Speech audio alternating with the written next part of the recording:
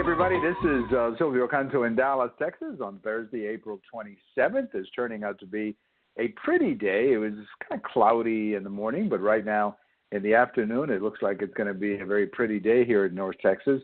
We got a lot to get into today. We're going to talk about this constant talk in the media about the 100 days of Mr. Trump. And I have a post over at the American Thinker about that I want to share with you today. I also wrote a post over at Babalu on Wednesday about Senator Cruz. What a brilliant idea by Senator Cruz to take the money from the narcos, from people like El Chapo, and use that money to pay for the fence. I think it's a fantastic idea. There's a lot of talk about NaFTA, and is NaFTA going to be renegotiated? I think it should be, but you might be surprised to hear why. And then, of course, North Korea, sanctuary cities are still in the news, and we've got a couple of thoughts about that as well. But we begin by going back in history. On this day, in April 27th, 1947, every Major League Baseball park had something called Babe Ruth Day. And Babe, obviously, at that time was very sick. He was dying. He would die about 10 months later in February of 1948. And every ballpark had a special ceremony for the Babe, remembering his great contribution to the game of baseball. But in Yankee Stadium, of course, they actually had Babe Ruth because the Babe was in a hospital in New York, so they were able to get him to the stadium. And there's a picture of this, and you can just look at the picture, look at Babe Ruth, and see how his health had collapsed during this time. And I've got that picture on my Facebook page as well as my Twitter, my blog. You don't even have to be a friend of mine to see it on Facebook because it's open.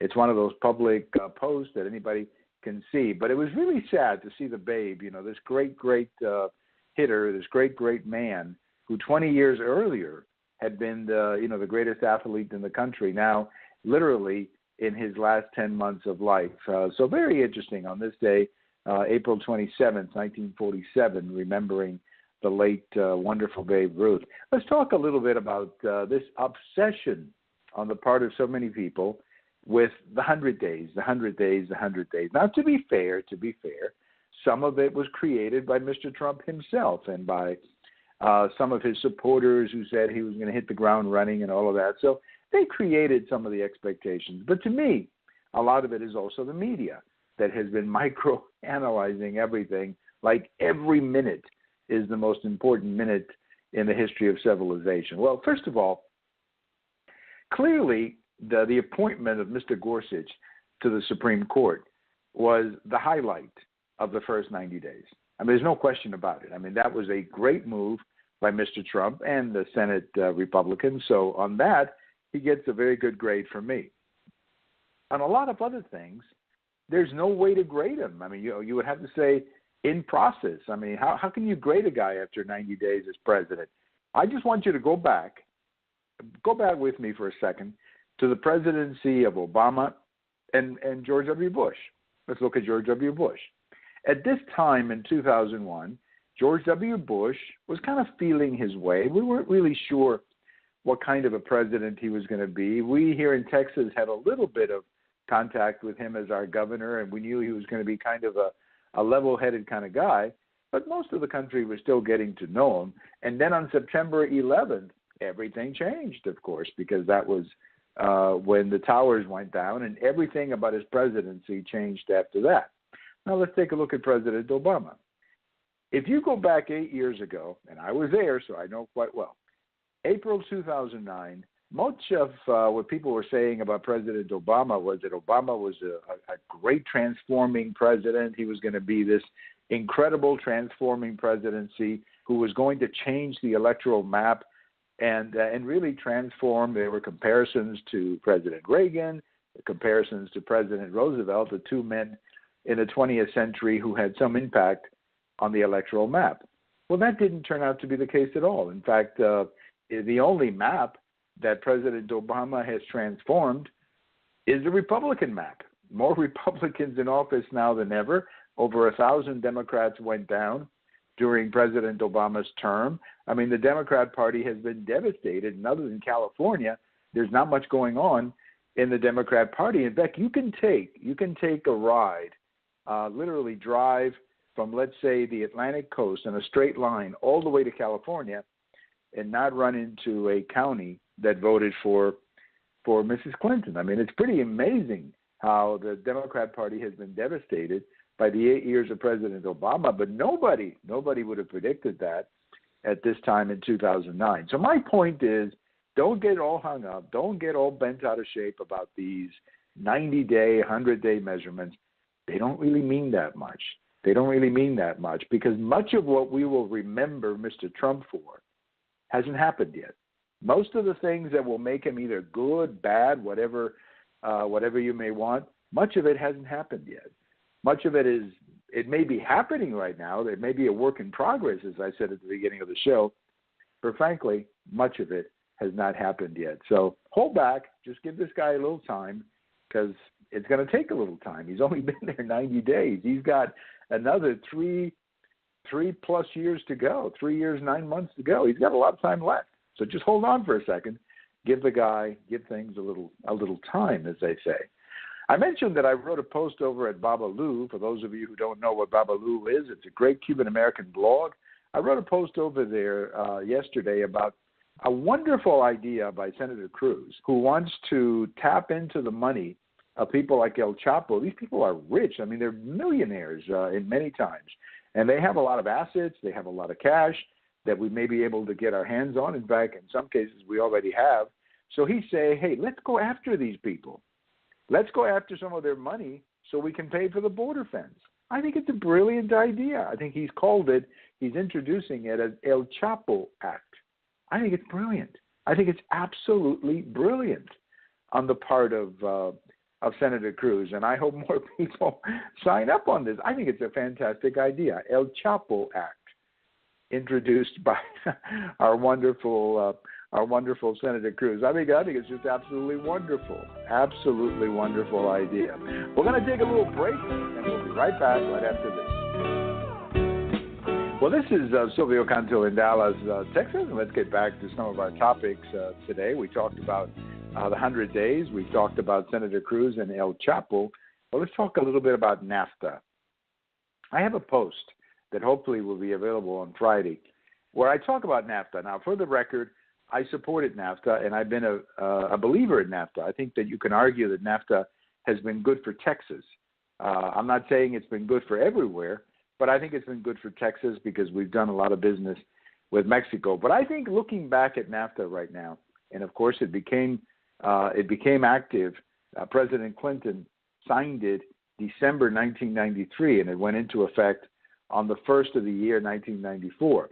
But I think looking back at it now, the big mistake that we made with NaFTA is that it was passed as an agreement rather than a treaty.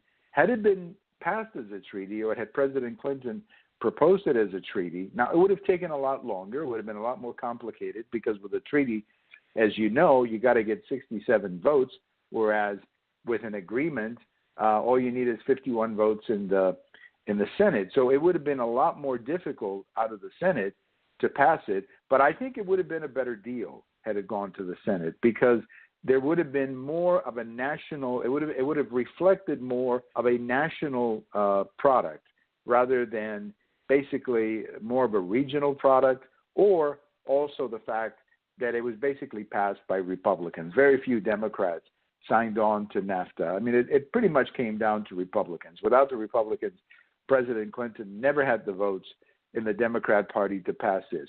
So I think looking back at it, that was a mistake.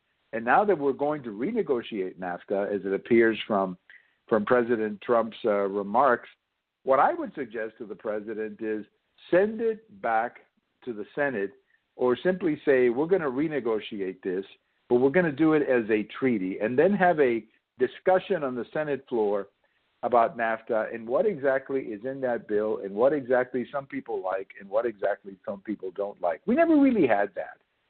Well, we did to an extent, but it was never it never had to go the distance because all you needed back then was a majority, a simple majority, rather than the 2/3 that would have been required by a treaty. So that's the one area where I would like to see this thing go. Just renegotiate it, but send it to the Senate and say, we're going to renegotiate this thing as a treaty, as the Constitution requires. You know, we went through this same garbage with the Iran deal, where it didn't go to the Senate as a treaty. It didn't get out of the House. In fact, it failed in the House.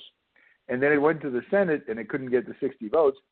So we have the President of the United States getting into an agreement with another country, even though he doesn't have the support of Congress. I think it's insanity. Now, that didn't happen that way with NaFTA. It did get majority in both houses, but it should have been a treaty, and that's the point that I argue in my post about NaFTA. So, yes, NaFTA, you can argue, has been good, but I think the way it was done, it could have been done better. It should have been done as a treaty. A couple of other things in the news, of course, North Korea. I have no idea what's going to happen with North Korea, and I just hope we don't back into a war, which is what I fear is going to happen. And I'm hoping the Chinese will step up to the plate and push North Korea back and simply say to North Korea, you got to cut this out and push them back to the North Korea that we used to know, a crazy country, but a country that wasn't firing missiles every 30 minutes.